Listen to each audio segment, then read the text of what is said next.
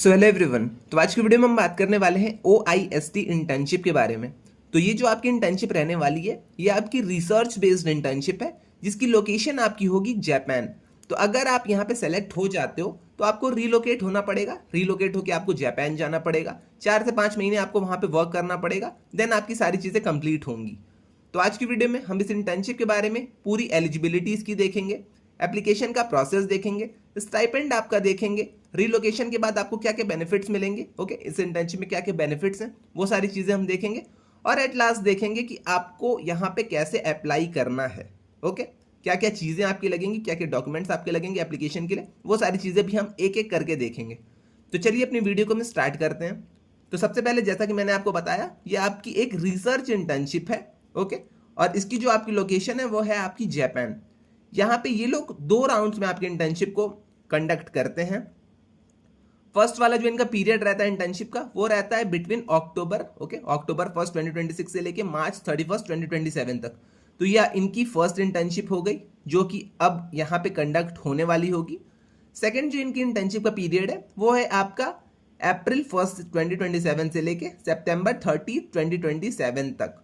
तो आज की वीडियो में हम जिस इंटर्नशिप के बारे में बात करेंगे, जिस पीरियड के बारे में बात करेंगे, वो यहाँ पे है अप्रैल 1 2027 से लेके सितंबर 30 2027 तक, ओके। इसके जो एप्लीकेशंस हैं अभी ऑन गोइंग है। इसको हम लोग स्प्रिंग 2027 इंटर्नशिप मतलब स्प्रिंग 2020 इंटर्नशिप के नाम से भी जानते हैं, ओके। तो ये चीज़ आई थिंक आपको क्लियर हो गई होगी। स्प्रिंग 2027 इंटर्नशिप के लिए आपको अप्लाई करना है। आपकी जो यहाँ पे इंटर्नशिप का पीरियड रहने वाला है वो आपका रहेगा 1 अप्रैल 2027 से लेके सितंबर 30 2027 तक, ओके।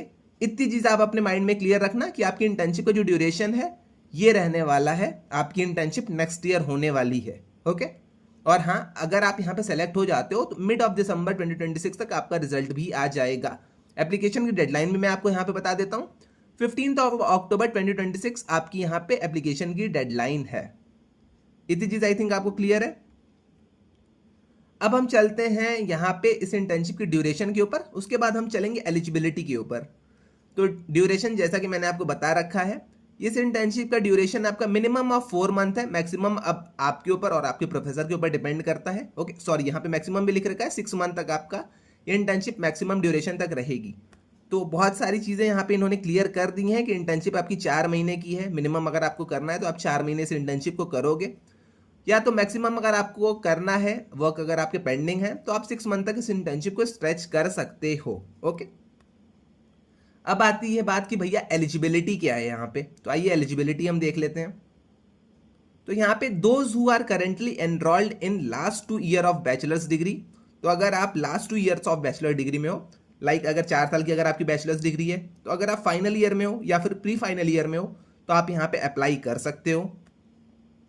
उसके बाद enrolled in any year of masters degree in universities, तब भी आप यहाँ पे अप्लाई कर सकते हो।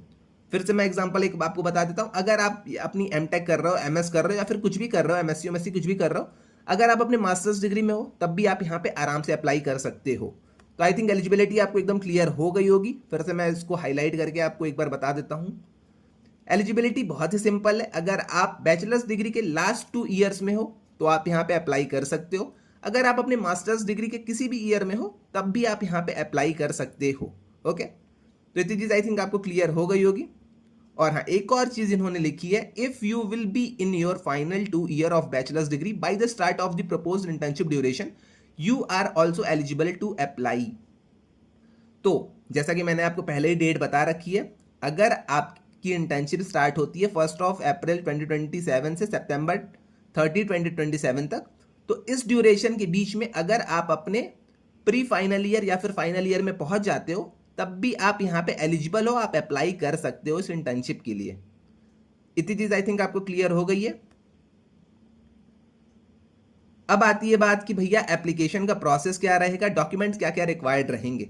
तो सारी चीज़ें आपकी ऑनलाइन होने वाली हैं। तो आपका एक मिनट, तो सारी चीज़ें आपकी यहाँ पे ऑनलाइन होने वाली है, तो आप ऑनलाइन ही सारी चीज़ों को यहाँ पे करना, ओके।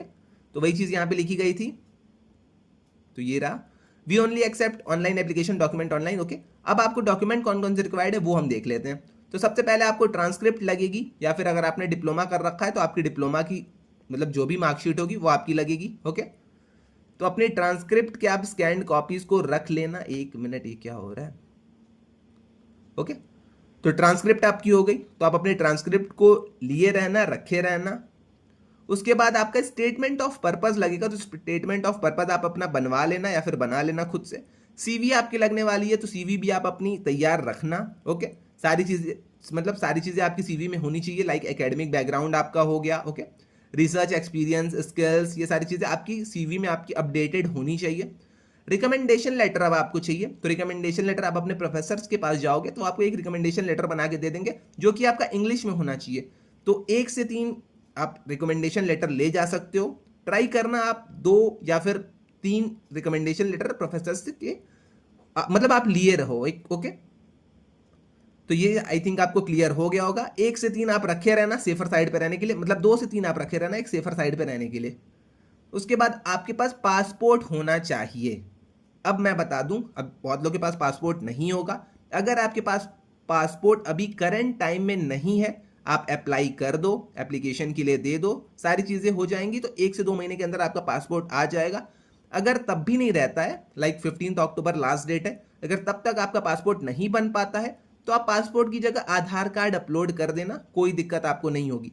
बट ट्राई करना कि रिजल्ट से पहले पहले आपका पासपोर्ट बन जाए। ओके, तो ये वाली चीज थी, आई थिंक आपको ये भी क्लियर हो गई होगी। पासपोर्ट आप अपना बनवा लेना कैसे भी करके। उसके बाद अपना आईडी फोटो, जो आपका आईडी है, रीसेंट फोटो, ये सारी चीजें आप अपनी रखे रहना। स्कूल का, सॉरी, कॉलेज का आईडी कार्ड भी आप अपना रखे रहना। अपनी जो आईडी है, पासपोर्ट साइज फोटोग्राफ है, वो सारी चीजें भी आप अपनी रखे रहना। इंग्लिश का प्रोफिशिएंसी टेस्ट अगर आपने दे रखा है, लाइक आइल्स, टॉयफल अगर आपने दे रखा है, देन वेल एंड गुड। अगर नहीं दे रखा है, कोई दिक्कत नहीं है, ये चीज आपकी ऑप्शनल होने वाली है। ओके, तो इतनी चीज आई थिंक आपको क्लियर हो गई होगी। एप्लीकेशन फी मैं आपको बता देता हूँ, देन उसके बाद मैं बताता हूँ क्या क्या यहाँ पे आपको बेनिफिट्स मिलेंगे। ओके, तो एप्लीकेशन फी जो इनकी रहने वाली है 5000 जापानीज येन रहने वाली है। ओके, तो ये आपकी रिसर्च इंटर्नशिप जब आप अप्लाई करोगे तो आपको 5000 रुपये जापानीज येन देने पड़ेंगे। बट आप इसको मुश्किल से मुश्किल 1 महीने के अंदर निकाल सकते हो। वो कैसे निकलेगा वो भी मैं आपको बता देता हूँ। अब आइए मैं आपको सीधा लेके चलता हूँ क्या क्या आपको बेनिफिट्स मिलेंगे।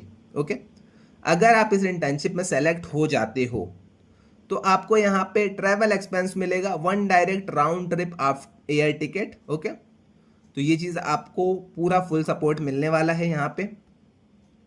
तो आपके आने का और जाने का खर्च सारी चीज़ें ये लोग हैंडल करेंगे। एकोमोडेशन आपको यहाँ पे मिलने वाला है, फर्निश एकोमोडेशन ऑन और off campus, funded by OIST और रिसर्च यूनिट। तो ये सारी चीज़ भी आपको यहाँ पे मिलने वाली है। आपके रहने का हो गया, आपके आने जाने का खर्च ये लोग पूरा हैंडल कर रहे हैं, वो सारी चीज़ें आपकी हो गई।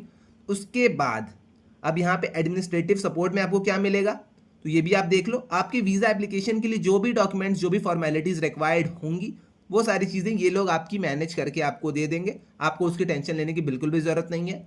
अब आती है बात कि भैया पैसा कितना मिलेगा, स्टाइपेंड कितनी मिलेगी, ये भी आप बता दो। तो इंटर्नशिप का जो आपका अलाउंस रहेगा वो आपका 2400 जापानीज येन पर वर्किंग डे रहेगा। एक दिन का 2400 जापानी येन मिलेगा।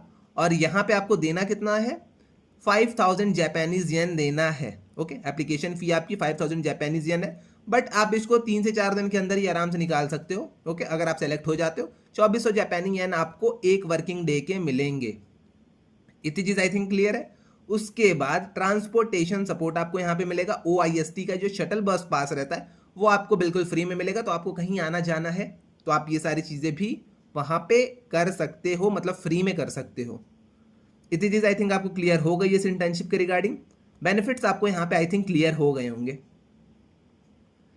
इसके अलावा और तो कुछ वैसा है नहीं जो मैं आपको बता दूं।